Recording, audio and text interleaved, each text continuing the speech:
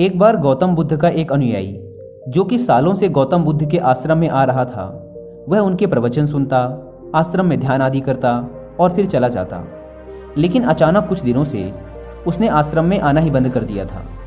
यह बात गौतम बुद्ध ने भी अनुभव की। एक दिन जब गौतम बुद्ध उस गांव से भिक्षा मांगकर वापस लौट रहे थे तो रास्ते में उस अनुयायी का घर भी पड़ा। बुद्ध उसके घर के अंदर चले गए। अंदर जाके देखा तो वह इंसान आंगन में बैठकर कुछ काम कर रहा था। बुद्ध को देखते ही वह जल्दी से हाथ जोड़कर उनके सामने खड़ा हो गया। उसने बुद्ध को पीने के लिए शीतल जल दिया और बैठने के लिए आंगन के चबूतरे पर एक चटाई बिछाई। बुद्ध चटाई पर आराम से बैठ गए। फिर बुद्ध ने उस अनुयायी से पूछा, तुम्हारे घर परिवार में सब कुछ ठीक तो है ना? अनुयायी बोला, हाँ भंते, सब ठीक है। बुद्ध ने पूछा, फिर तुमने आजकल आश्रम में आना क्यों छोड़ दिया? यह सुन वह अनुयायी थोड़ा सा शर्मिंदा होने लगा। फिर बोला, अब मैं आपको कैसे बताऊं बुद्ध? गौतम बुद्ध ने कहा, तुम निसंकोच कह सकते हो। अनुयायी ने कहा, मेरे वस्त्र बहुत ही पुराने हो चुके हैं, वे कई जगह से फट गए हैं, उनमें छेद निकल आए हैं, अब वो बिल्कुल भी पहनने लायक रहे ही नहीं। बुद्ध ने अनुयायी के वस्त्र देखे, वे सच में बहुत ही बुरी हालत में थे, जगह जगह से घिस चुके थे, कई सारे छेद थे उनमें। इसके बाद बुद्ध उठ खड़े हुए और मुस्कुराते हुए अनुयायी के कंधे पर हाथ रखकर बोले, चिंता मत करो, सब ठीक हो जाएगा। शाम के समय जब आश्रम से सभी अनुयायी बुद्ध के प्रवचन सुन घर वापस जा रहे थे तो बुद्ध ने अपने एक धनवान अनुयायी को रुकने के लिए कहा। जब सब चले गए तो बुद्ध ने अकेले में उस धनवान अनुयायी से अपने उस गरीब अनुयायी को 2 जोड़ी वस्त्र देने को कहा। धनवान अनुयायी उस गरीब अनुयायी के घर वस्त्र भिजवा देने का वचन देकर वहां से चला जाता है। अगले दिन सुबह वह अमीर अनुयायी उस गरीब अनुयायी के परिवार के हर एक सदस्य के लिए 2-2 जोड़ी कपड़े एक पोटली में बंधवा कर अपने नौकर के हाथ भिजवा देता है, जिसे देखकर उस गरीब अनुयायी का पूरा परिवार बहुत ही खुश होता है।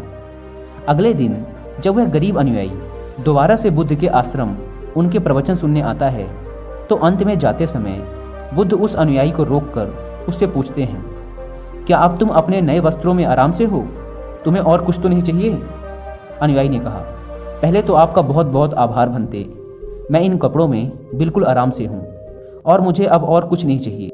बुद्ध ने आगे पूछा, अब जबकि तुम्हें नए वस्त्र प्राप्त हो चुके हैं तो तुमने अपने पुराने वस्त्रों का क्या किया?